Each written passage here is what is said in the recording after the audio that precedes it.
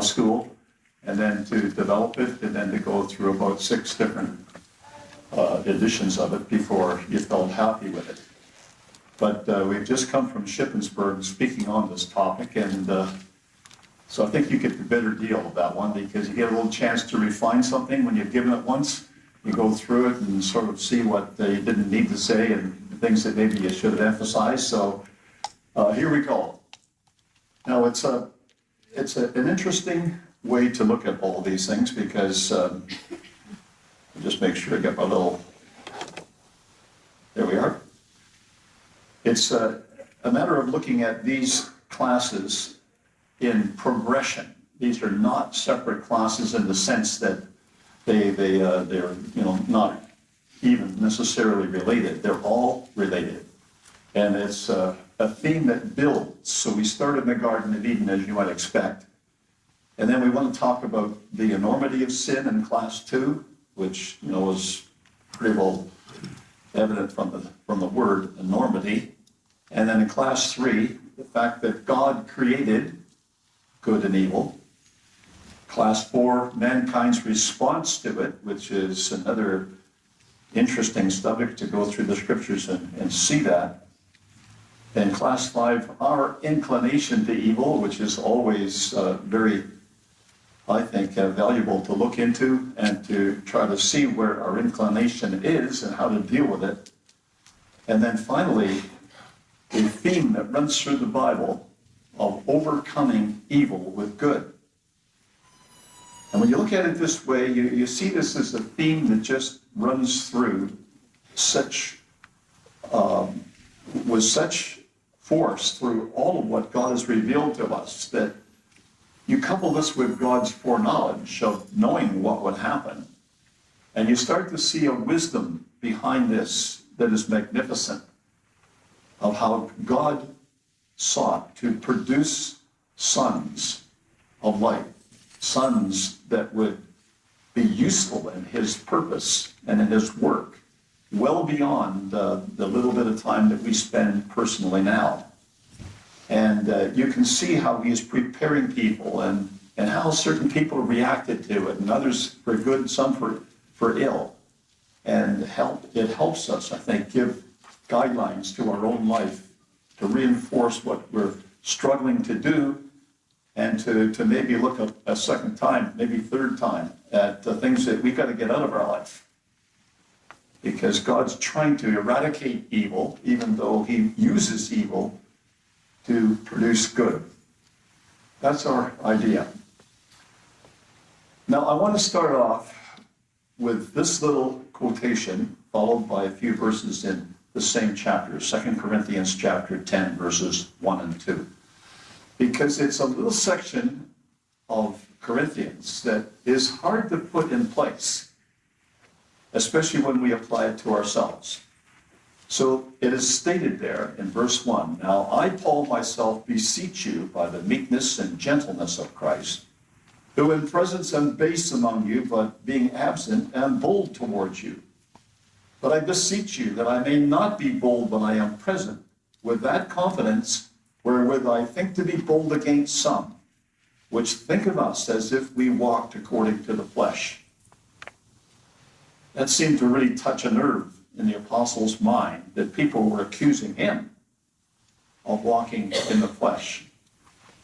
And so when you go to verse 3 and you follow it to the end of verse 6, you see how the apostle reacts to that.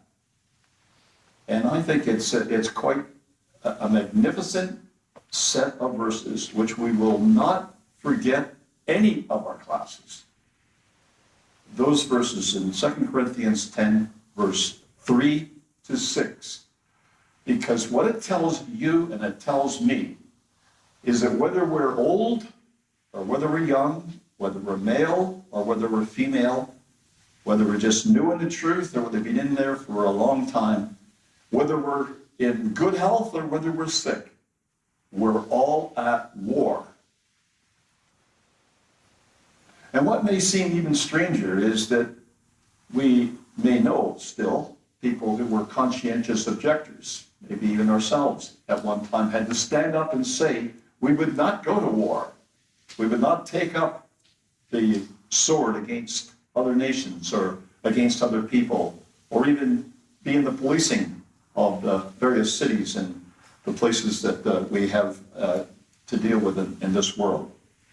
But when you read this passage, you can't mistake the apostle's argument that we are at war. We're in a war. As you see in verse 3, though we walk in the flesh, we do not war after the flesh. So it's acknowledging immediately that we're in a war.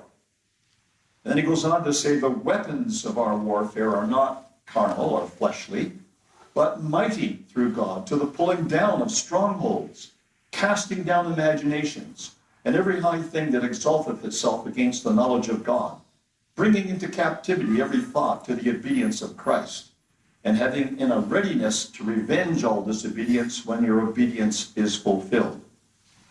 So it's obvious that the apostle is using the terms of warfare to describe our walk in the truth. And he's not leaving any of us out. Like even in your sick bed, you can't forget this set of verses or this idea that the apostle is laying out before us.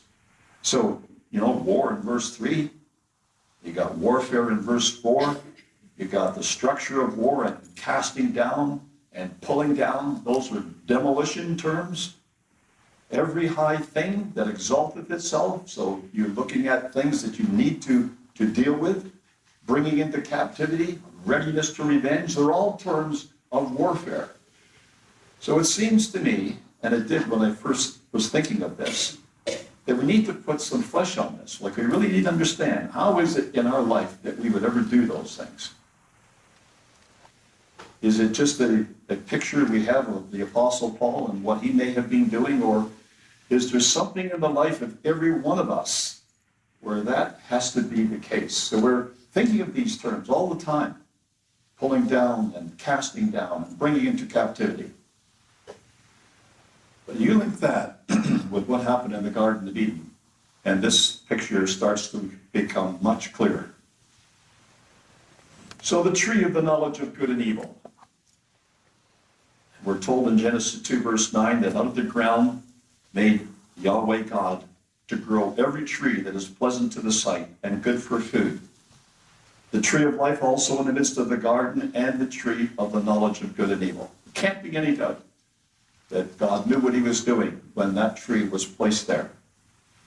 And further, and when he said in chapter 2, verses 15 to 17, and Yahweh God took the man and put him in the Garden of Eden to dress it and to keep it.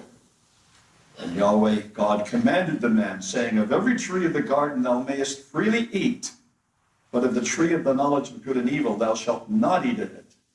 For in the day that thou eatest thereof thou shalt surely die. Now sometimes when we're trying to make this ours, we're trying to make it have a personal application, you need to see that essentially that's saying the tree's poisonous, deadly poisonous.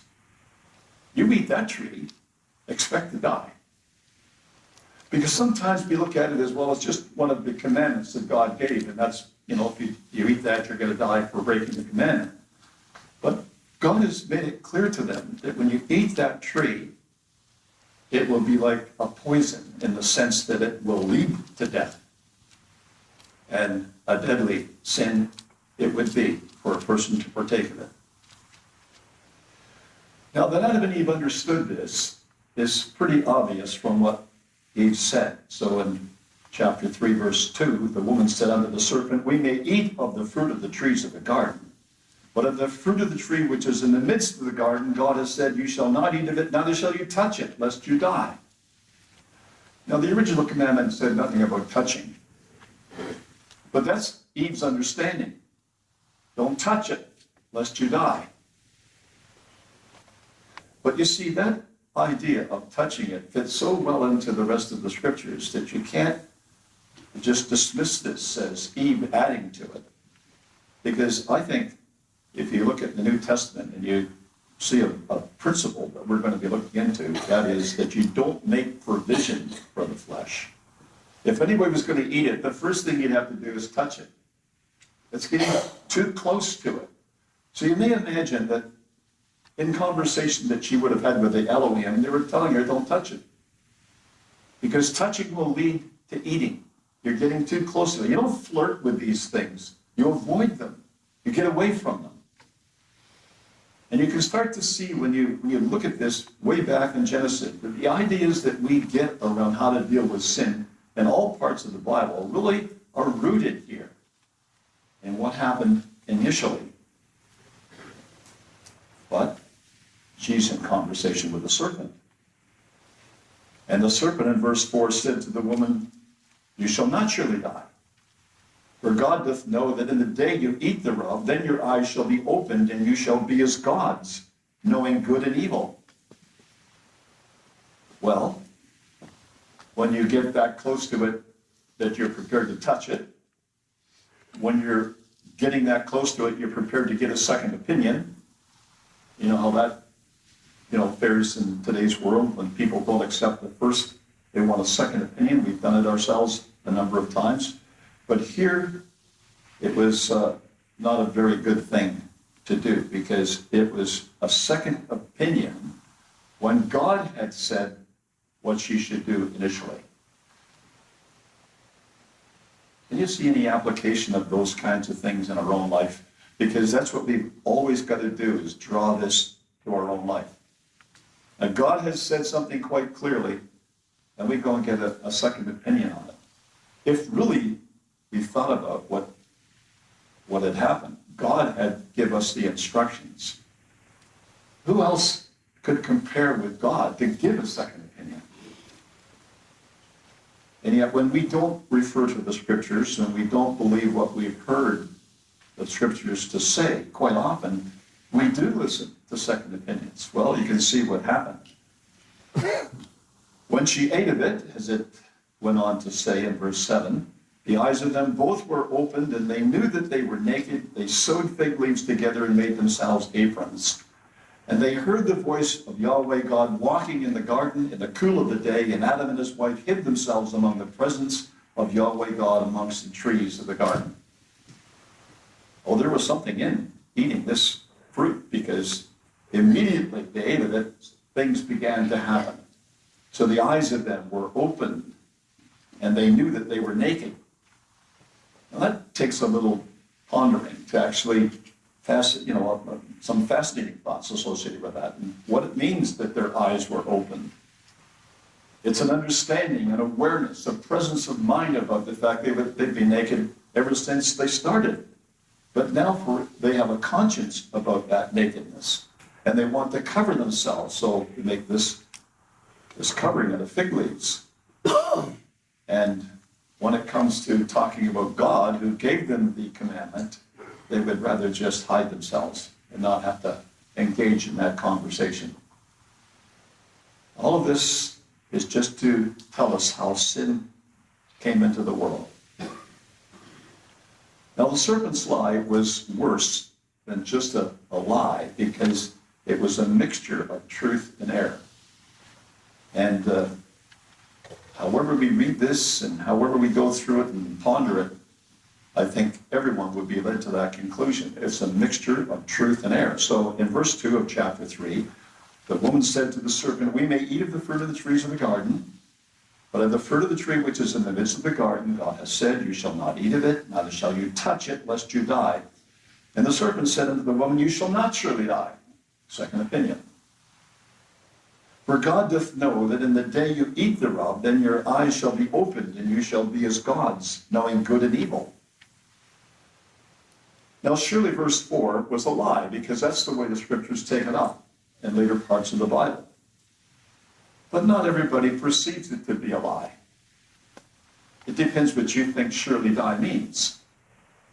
If you think that surely die meant that he should have been killed that day, that very day, by being slain, then the serpent is right, because he wasn't slain that day. Some people have taken that meaning of surely die. He should have been slain that day. Well, the serpent says you won't surely die. The serpent was right for people who believe that he should have died that very day by slaying. But the context and the whole of the Bible illustrates that what really was meant is he would begin to die. It was a poison. It went through his system, but eventually he'd die from it. And that, the serpent told a lie.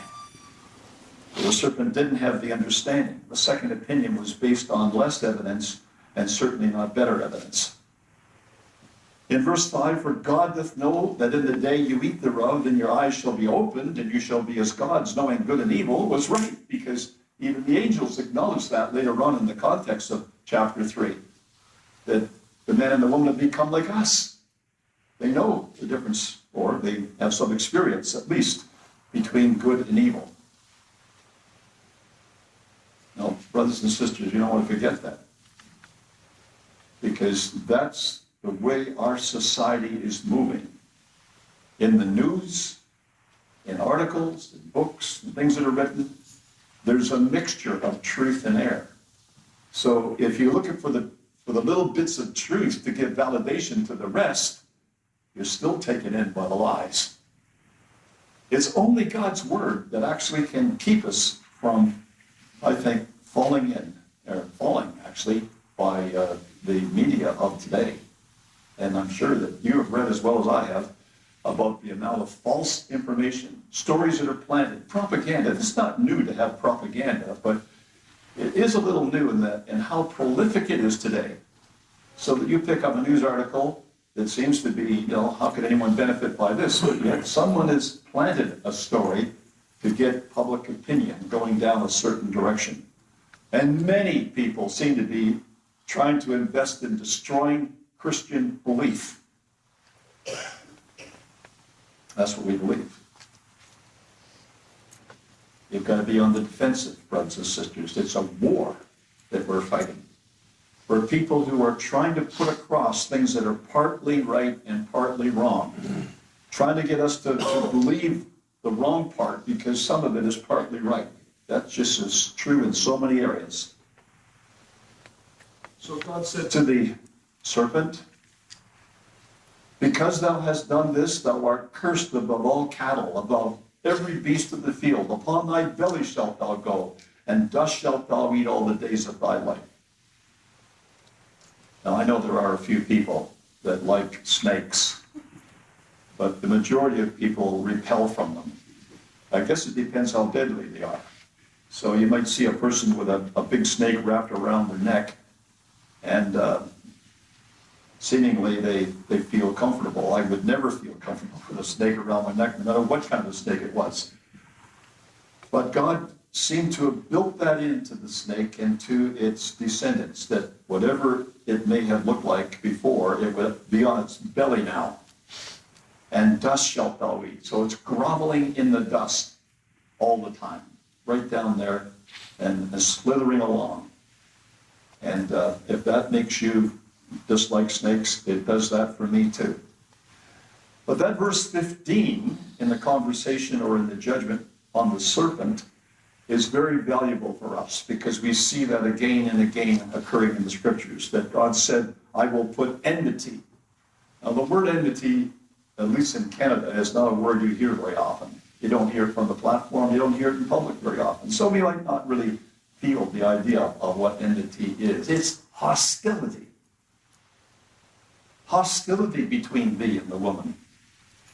So if a woman is really upset because she sees a snake, well, I mean, that's what we see this idea to be, that there's hostility between thee and the woman, and between thy seed and her seed.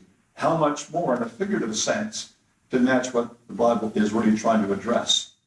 It shall bruise thy head, thou shalt bruise his heel. So we see prophecy being extended right away in terms of what happened in the garden. In terms of Eve, it says and acknowledges that she succumbed to temptation. So we see the way of temptation laid out right very quickly in the scriptures. The woman saw that the tree was good for food, that it was pleasant to the eyes, a tree to be desired to make one wise. She took of the fruit thereof and did eat, and gave also unto her husband with her, and he did eat. And interestingly enough, when we come to the Apostle Paul's view on sin in Romans chapter 7, or 6, 7, and 8, we see the idea that when a law comes into place, then people seem to think, well, now, we got to do something about it. That's how sin's initiated, by the fact there's something you can't do. I hope that's not the way people react to all the things that we read or listened to this morning in the announcements. But that's the human side of us. That's the fleshly side of us. So you might expect that in some cases where people haven't really made much of a discernment between what's right and wrong and what's fleshly and what's spiritual, that might just be an enticement to them. So she saw that it was good for food, pleasant to the eyes, desired to make one wise, and seemed to forget all about the fact of the commandment of God. Don't eat of it. It's poisonous. It'll kill you.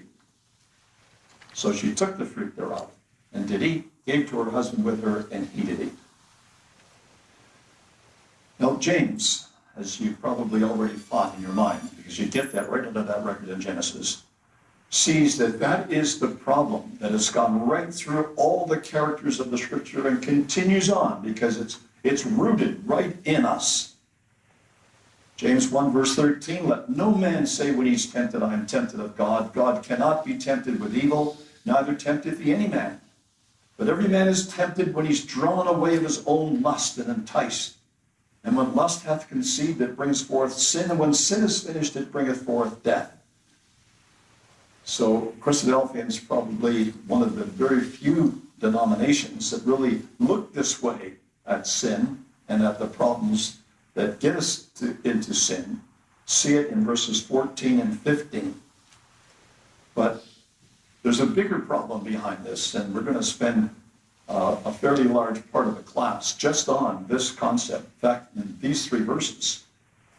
Because we need to sort out what it means that when let no man say when he's tempted, I'm tempted of God, for God cannot be tempted with evil, neither tempteth he any man. But then we read in places in the Scriptures where God did tempt Abraham. That's the language of it. So we need to be able to sort that out. And one of the interesting things is that you may have picked up here, but the Pope had something to say about this. And in his wisdom, he said that the Lord's Prayer really needs to be changed because temptation is not God. That's the devil. That's Satan. That's his department. God would never do this. So when we see those kinds of challenges, it was accept the challenge and see whether the Bible really does pan out in that way. So we're going to be coming back, Lord willing, to those 3 verses. For us this morning, it's just temptation, drawn away of one's lust, enticed by it, and lust when it's conceived. Very interesting word that it should use, conceive in that sense. But it brings forth sin, and sin when it is finished brings forth death. So even in 2 Corinthians chapter 11, verse 3, we see this point being made. I fear lest by any means, as the serpent beguiled Eve through his subtlety, so your mind should be corrupted from the simplicity that is in Christ. And that New Testament content is quite helpful because you can see that there was subtlety involved. The serpent had mentioned things to Eve that she couldn't reason through. That's the idea of a second opinion, especially one that's got part of it's true and part of it is in error. What it did, it corrupted, or it eroded, or it defiled the conscience of Eve from the simplicity that was in Christ, just the simple commandment that she was supposed to keep.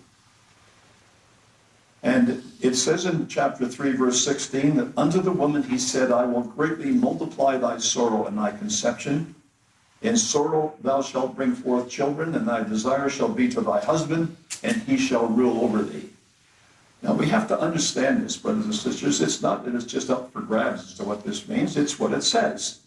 I will greatly multiply thy sorrow and thy conception.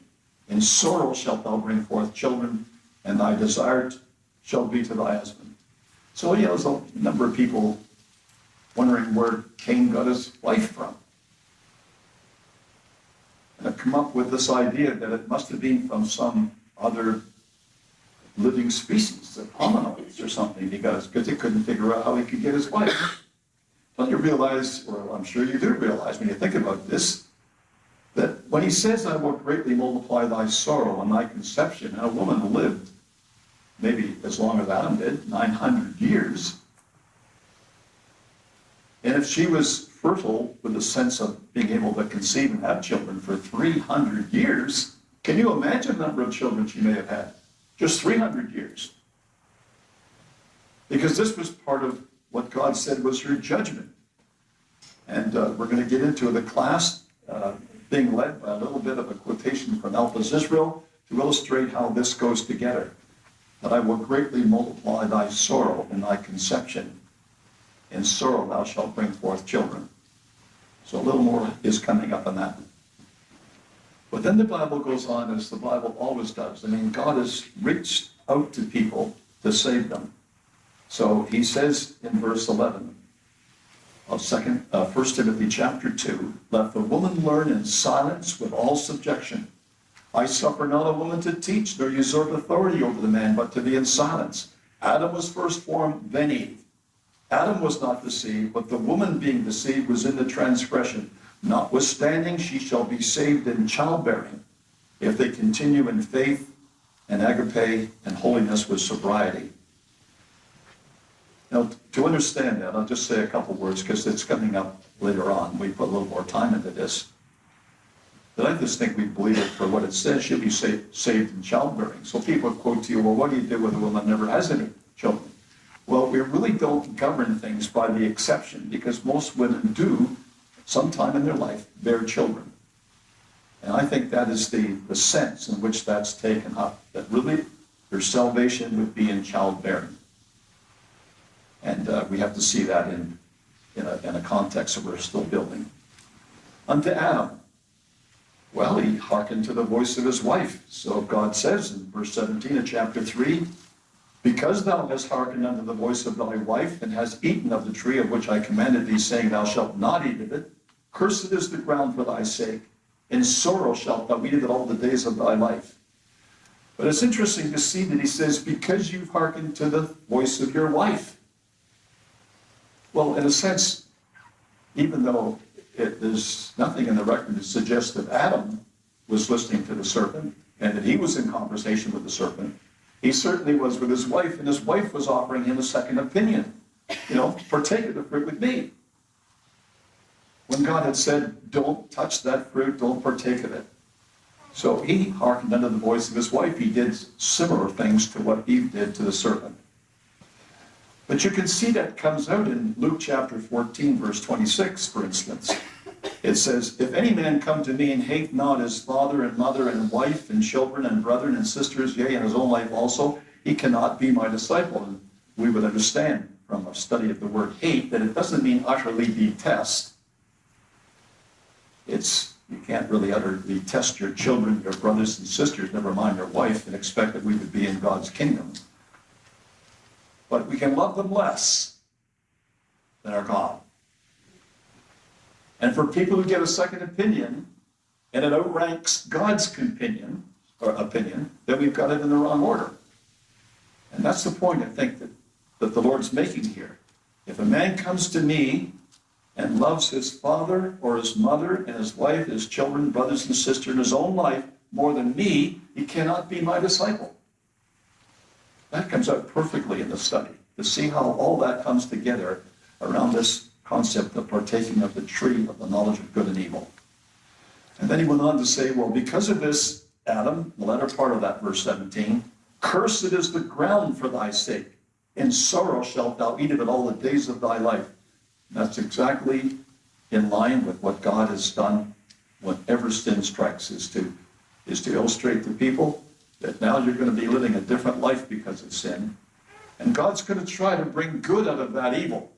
That's the object that God goes about. Like, all right, you're going to have evil now for a period in your life. You probably would have lived happily without it, but if this is what's needed to get you to the kingdom, then you're going to have to endure this. Cursed is the ground for thy sake. In sorrow shalt thou eat of it all the days of thy life. And that's one of the reasons why all of us should be maybe a little bit closer to the ground, closer to what happens in the garden, closer to how we get our vegetables and how things grow than we are. So we just Read again in verse 18. Thorns also and thistles shall it bring forth to thee, and thou shalt eat the herb of the field. In the sweat of thy face shalt thou eat bread, till thou return unto the ground. For out of it wast thou taken, for dust thou art, and unto dust shalt thou return. Now I suppose in an area of the world which is as hot as it is down here, you could get sweating before you even start in the garden. When you get into a cooler climate, you got to work to get a sweat. You've got to be doing something to actually get the sweat process working. And then by that time, you've probably got a couple of thorns or thistles stuck in you somewhere. You really get a feel for what this curse was. If children don't get a chance to feel that, even though it's not, nice to feel a thistle or a thorn, with a little talk from mom and dad about what that's all about, and the fact that you have to see a little drop of sweat coming down from the forehead because the child's working, then they really don't understand this. Like, we need these lessons to bring people close to understand God's word. And the child will read this, he reads it differently now. I know what that means to have sweat coming down my face. I know what it means to have a thorn and a thistle in my hand. Well, in the aftermath, Adam and Eve thought they could make coats of fig leaves or coverings of fig leaves.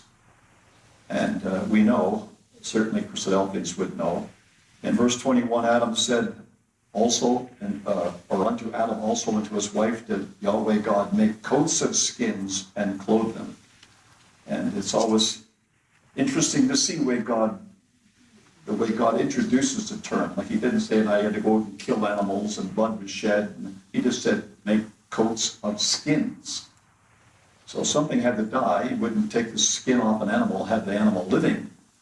So there's something had to die because there's a principle being exercised and entered into the world at this stage to help people get out of this evil.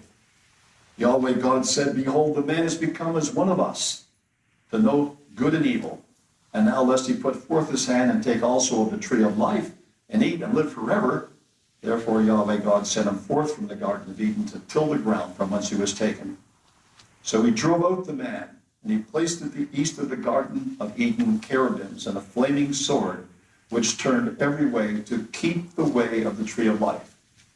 The tree of life can't be gained without going through a period of good and evil, which men and women have brought on by sin. So there's some major principles involved in that. We've got to bring that out as we go through the class. Now, this is the first major lesson for today. And this is the one I want to have stick with you if you can. A first-time experience.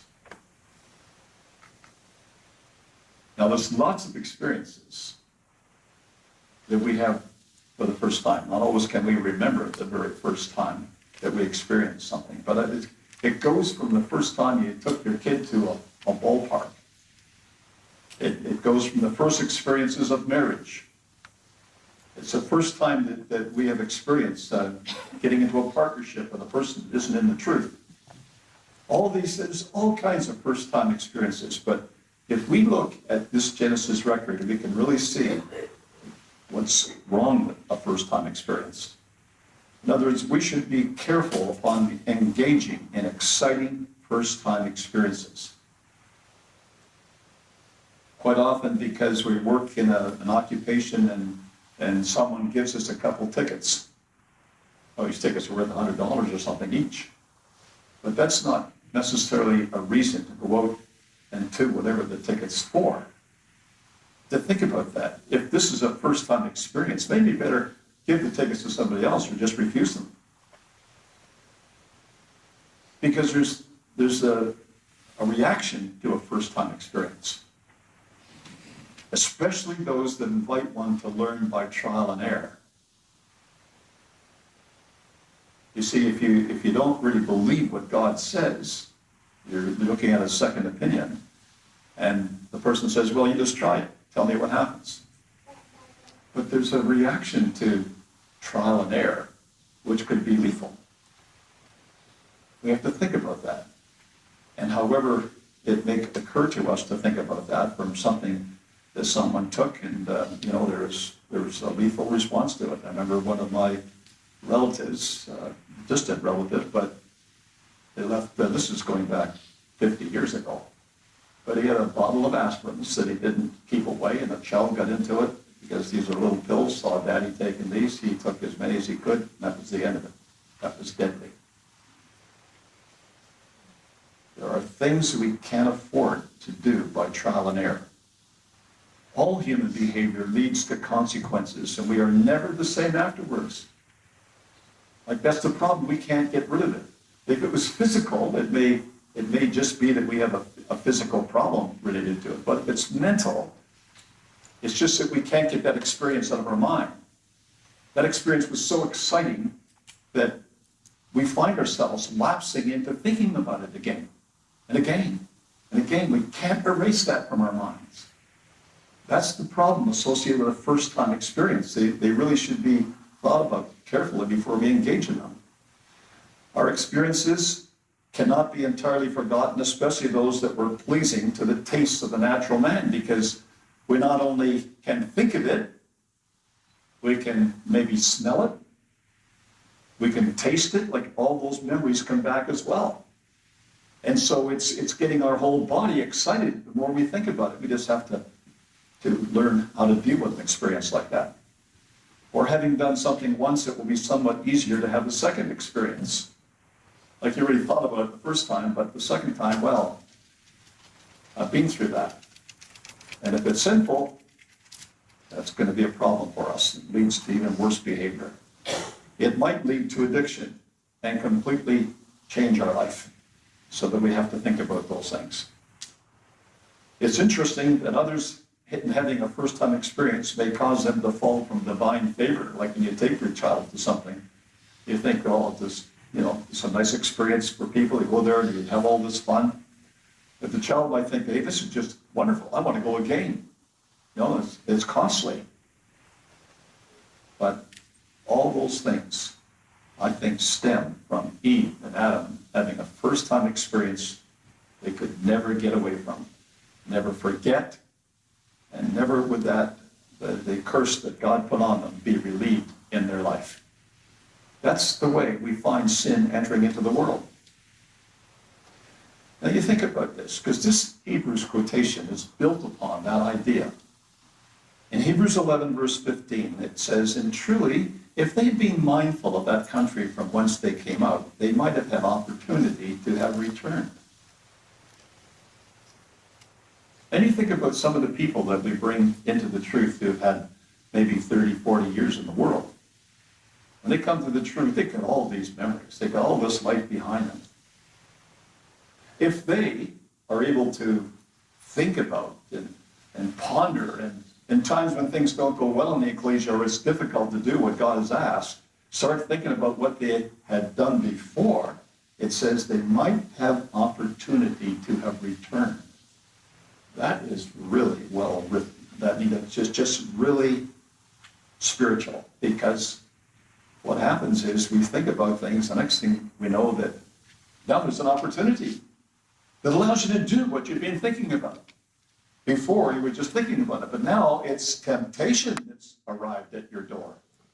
You really could go back to those experiences that you left behind if you want to now. So you see, the antidote to that in verse 16 is, no, they desire a better country. Those thoughts come into the mind, they're blanked out. We've got to learn that those things are the strongholds. They are the castles that we're trying to destroy in our life. It's not something outside in the world out there. It's not something necessarily in anybody else, although in some cases the Bible speaks of it being in other people.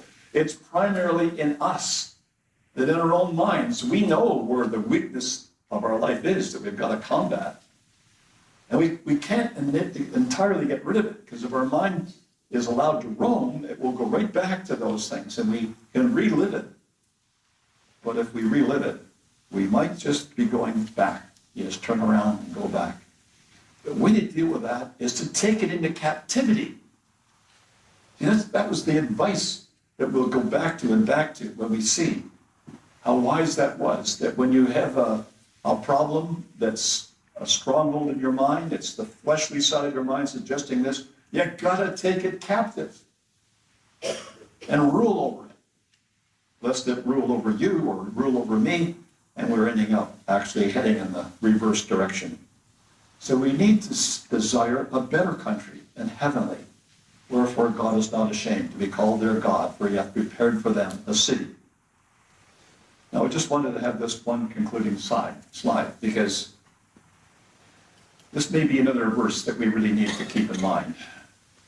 For in verse 15 of Hebrews 4, we have not an high priest which cannot be touched with the feeling of our infirmities, but was in all points, like as we are, tempted like as we are, yet without sin. Now I know there's a follow-on verse there, but I just wanted to highlight that section. He's tempted in all points like as we are, yet without sin. That couldn't have been trial and error.